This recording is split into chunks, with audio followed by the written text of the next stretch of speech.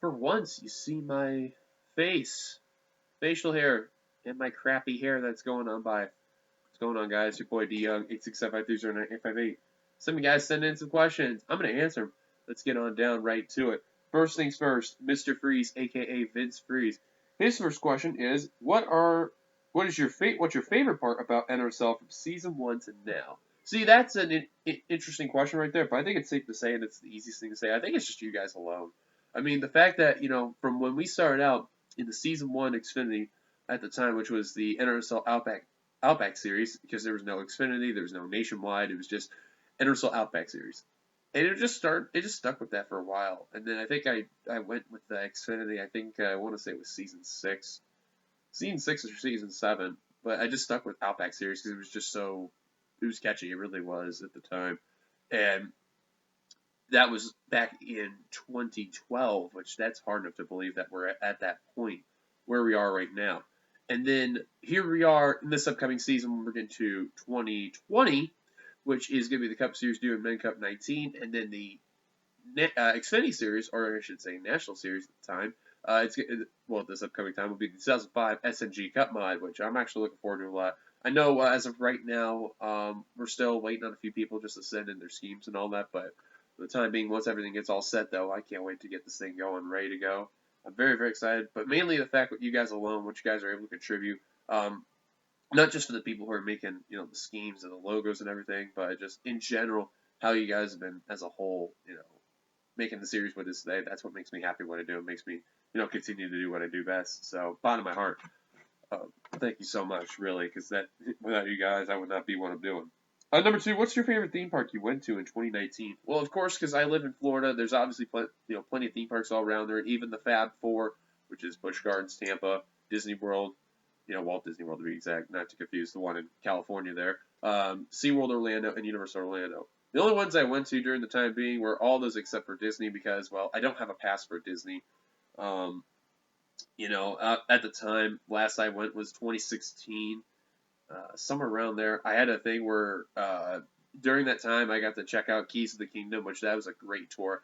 I recommend that for sure. But mainly the people who have been to Disney plenty of times and have understood what it's all about. You get what I mean. All those type of people, yeah, that's the thing you got to do for sure.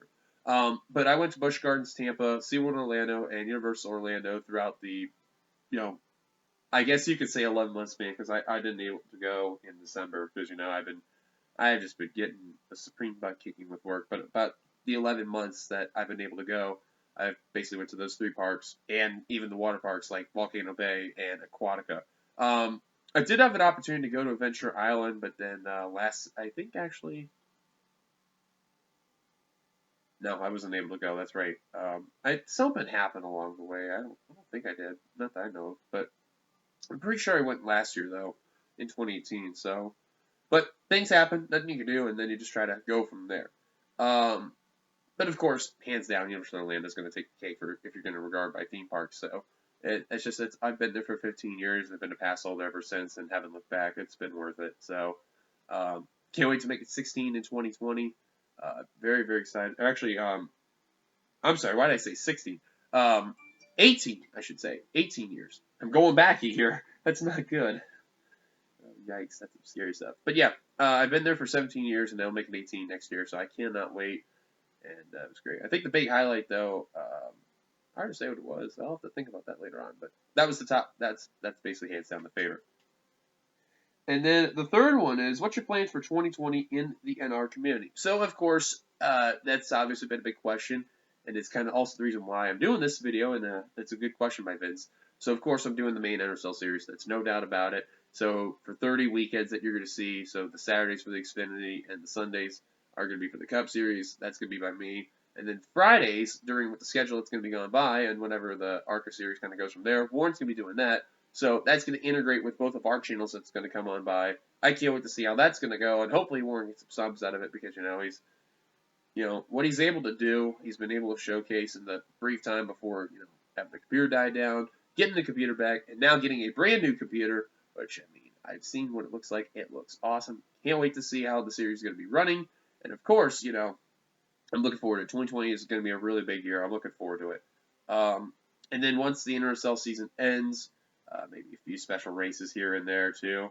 Obviously, if you've heard, I said about T-Mobile is probably not going to come back next season. I or maybe come under a new name. I'm not sure yet. I'm still kind of thinking it out, trying to like where I'm going to go. But if it does come back for T-Mobile, I'm sorry, it's just you got to make a lot of decisions. Mainly it goes up into here, and then it goes into here, and then you kind of go from there.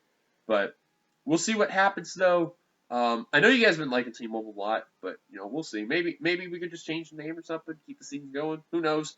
Anyways, that's what I have planned during the time being, and then maybe here and there I'll join some other people in the commentary table for a few series here and there and all. So we'll see what happens. Other than that, yeah, that's what my plans are for 2020 for the NR community. So thank you, Vince. That's some good questions. Speaking of Kyle Keith, he sent in his 3. The first one is, where are me episodes? Yeah, about that. So I think a while back I made an announcement that I was going to do Ender episodes. And the first episode was supposed to come on by, and then time ticked by. My work gave me the big FU in the process, and I have not been able to work on anything at all. The only thing I've been able to work on is the script. That is the only thing I've been able to work on as far as recording and doing all that. That has not been done at all. It has been struggling. I know I'm kind of doing this and all that, but I am planning to get that done, though, for the first episode. And then the second episode, I rock it up. He's in that, and one of the other people that used to be in the series is going to be doing it as well. So I know he hasn't, I haven't contacted him, but I think you get what I mean. He's part of the episode as well. Long story short, that is what's planned, and I don't know when it'll come out. I'll probably make an announcement over on Discord, which if you're not a part of, I recommend it highly. Come on over to Discord. I'll put a link in the description once the video comes on out. The second question is, what Enersol moment has been your favorite? Holy shnikes. That is an interesting question because obviously, as many have known, and I mentioned this before, I've been doing this for 7 years, and it's hard enough to believe we've been doing this for 7 years. And this April will actually be its 8th. It will be April 15th. Yes, April 15th. That is the 8-year anniversary. That was when the first race came out, which was all the way back in 2012. Again, hard to believe. Can't remember. I don't have the exact, but I'll just say it as an example. It literally was off a freaking iPod Touch there, for goodness sakes. And it's crazy how much has changed. Of course, I use Fraps now and have been using Fraps ever since. Right now that I'm using, of course, is a webcam video, kind of going from there, and reading questions, kind of going from there. But it's crazy how much has changed. FPS has changed a lot too, and the graphics have changed. I've had 2 prior laptops from the time being. One that was actually pretty decent, which actually I still have underneath my desk, and I plan to actually someday try to get this thing to see what I can get under there to see if I can sneak in a few little extra bonuses. A second laptop that basically flat out the hinges on the laptops, like I know you can't see it, but like right where the arm is at and where my finger is kind of like over it, one of the hinges basically died. It gave out. So then the second one, it just quickly. So it looked like one of those an actual tablets where the way how the laptops are set up, you open, you close them. This thing looked like the whole thing could curl back and everything, and it's not supposed to do that. Luckily though, before the laptop I have right now, I was able to transfer what I needed out of there, got it onto here, haven't looked back since, and have loved this thing. The only downside I will say, though, is the fact that, the mouse kind of sucks here. That is why I have a backup mouse I just recently last year, and I've used quite some time. I know you kind of seen it and heard when you hear a lot of this. I rest my case. I know I have it off right now because I'm not using it right now, but I think you get what I mean. But as far as when the episode, or as far as the top moment,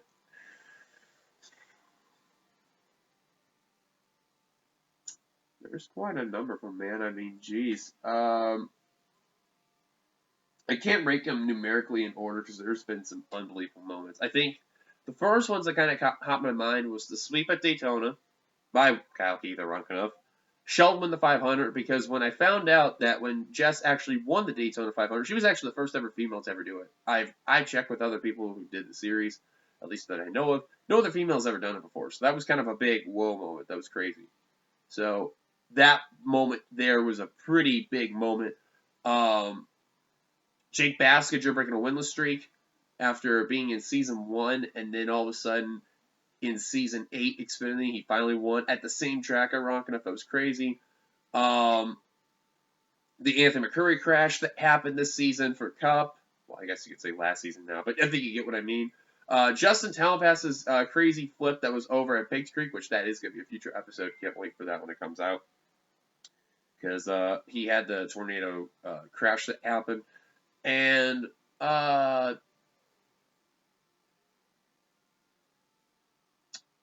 want to say, too, is that we also had one of those moments where, of course, we've had some crazy crashes, crazy finishes. But I think Crazy Race definitely had to be the first race at Ireland. That was definitely a wild race. That was fun. And for a first race, boy, did it definitely deliver. I don't know. It's really hard to say would be the top moment, though. Like, the top moment. It's really hard to say. I would like to hear what you guys' input would be, though. I mean, hopefully not biased. I wouldn't care. But, I mean, it would be really cool, though, because it's kind of hard for me to really put it down myself, because it's just, there's been so much that's happened during those 7 years, soon to be 8, and it's just really hard to put it down. But that's what I think, though. It's kind of hard to say, really. That's a non-biased way to say for it. What's new for 2020 and onward? So this is outside the NR community I want to put down. One of the things is this. Obviously, I'm going to the parks. I need to vlog again. Yes, you heard that right, and you've seen it. I need to vlog again, seriously. Especially going to the parks. For God's sake, I don't even know when the last time I vlogged was. Because originally, I was supposed to vlog the 2019 Coke 0400. Didn't do it. I didn't have my camera at the time. And then it was kind of a good thing I didn't bring my camera. It rained horribly. I think you've seen it from Seth's vlog. When I have it up on the link in that description as well if you want to check that out. And then skip to the point where you actually meet me and Michael at the time when we first met and all. When you seen throughout the video, the day was looking pretty good. But then like kind of around mid-afternoon, near evening, that rain came, man. And knowing Florida weather, especially in July, yeah, it sucks. Which then comes to the people saying, oh, Florida weather and all, this is why they moved to August. Well, that makes it worse. Hurricane season, so yikes. As far as anything else is concerned, there is a maybe, a keyword maybe. I'm not too sure yet, but if so, I may go to Niagara Falls in 2020. And I'm actually, if I do able to go, I'll be looking forward to it because this will be the first time out of the States for me since 2014. That was when I went over to Busch Gardens, Williamsburg at the time, and that was a fun trip. Actually, it was 2014. It was 2014 or 2015, but I want to say it was 14. But that was fun, though. And I got to do Busch Gardens, Williamsburg, and Water Country USA, so that was a good moment there. So if I go to Niagara Falls, of course, just to check out over there in that area, but who knows what else along the way? Maybe Six Flags Darien Lake, check out the Buffalo Bills Stadium there. Who knows? Anything could happen at that point, and depending on how long I'm there, too. So that's a maybe. I'm not guaranteeing myself, but that's a possibility that's probably going to happen. And I don't mind travel. That's the funny thing. So, yeah. Also, shout out to those NR people in New York. You guys are awesome. And, yeah, that is the third and final question. So that's Ward's questions. And now we go to Jesse Turner, which I'm going to make this real quick. I'm just going to keep it as those three, as Jesse Turner's the last one there. So, Jesse's first question is, worst food you've ever tried? Many people don't realize this about me. I am a picky eater. Not the pickiest, though, I've learned. Thank you, Kyle, for being the pickiest eater. Kyle Matthews, because holy crap, that is bad. The worst food I've ever had. What is the worst food I've ever had? Squash. Ugh. I had squash once. Let's put it like this. When it happened, I accidentally brought it to my work. I had it, took a bite. I hated it. That's horrible. I can't imagine that people eat that crap, though, man. Really, it's horrible. I hate it. And then the funny thing is that, obviously I'm not, I eat some international food. Like, Greek food I love and Italian food I love. And when it comes to Chinese food, it's like, I'll just do one thing, that's sweet and sour chicken. But I did, orange chicken. I wouldn't say it's the worst, but it was weird. It was weird to me. Just, it's like they say, each and every person that's out there, they have different types of tastes of what they like and don't like. And for me, as a picky eater myself, and many people who are watching this can relate to that, you understand what I mean. You like one thing, you don't like one thing. Look at this for example. Many people like Coca-Cola. Many people don't like Coca-Cola. Point being, though, it's just I think it's squash though. I hate squash, and many people. I feel like to me that's an old person food. Really, it's that bad. His second question is, what racetrack do you want to cross off your bucket list the most? Talladega. I would probably say Talladega. Mainly, I mean, yeah, it's a super speedway and all, but I've heard the atmosphere over there is so unbelievable. Like, no matter what it is. I know it's going to be way different because Dale Jr. retired, because I've heard when Earn Nation is over there, they go absolutely ballistic nuts. And it's hard enough to believe now that, he's been retired for a couple seasons now, so I can't imagine how different it must be now. If it wasn't there, honorable mention would be Chicagoland. And you probably are thinking, you're from Illinois before. Well, how come you never able to go? Well, if you notice too, we started racing there in the 2000s, and at that point, I was only there for a couple more years, and I moved to Florida ever since. But regardless, though, I still want to check out the track. It's out there in Joliet, and a lot of people, that are out there, they love that area pretty good. A little rough, but they love going to the racetrack there. If it wasn't there, I would say Bristol, because that's even crazier, and I would love to check that out. However, I've heard hotel prices are really crazy out there, so if you've been to Bristol before, please, any point, let me know a good hotel. Seriously, I would love to know there. And the third and final question is, what's one bold prediction you have for the 2020 SDS season? For those who don't know, that's the Sony Cup Series that's over in the FBRL. Shout out to No Heart. Great series. Because if many have also don't known, I've also been involved in the series for quite some time as a driver, of course, and pretty recently now a team owner for the other two series. But if I was to say one bold prediction? Yeah, one bold prediction. Oh my God, you are killing me, Jesse. I guess I'll do one for me and then one outside for me. If I'm gonna say the one for me, I win the Daytona 500. Oh my God, I can't even imagine that. The one car that Jordan Davis won a championship with ends up winning the Daytona 500. I would lose my marbles if that was the case. That would be amazing. I really would be shocked out of my mind. That would be my bold prediction. Timestamp that and put a quote for that if that ever happens. I really would lose it. Put that on the FBRL Discord just because too. If I was to say for someone outside of me, that's a tough one there. Because, there's many things you could predict. Someone winning a race, someone having no wins, someone winning at a certain track, someone winning the championship. Oh my God.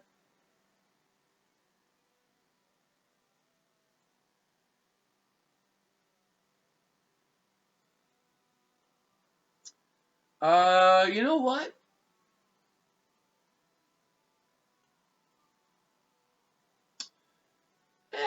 I think it may happen. Chris Dodd finishes top 15 in the points. Wait for it, though.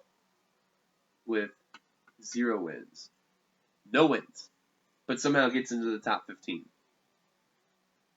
He'll probably have what I had in 2017, but with a victory. But just swap the victory, but getting a second and third place. But it'll be top 15 points. That's what I think is going to probably happen. Because he drives a really good team, but it's just that, he won the 500, and then it basically did down the pooter.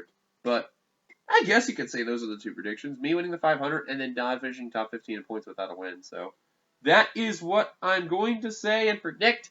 Maybe I'll be right, and maybe I'll be nowhere close.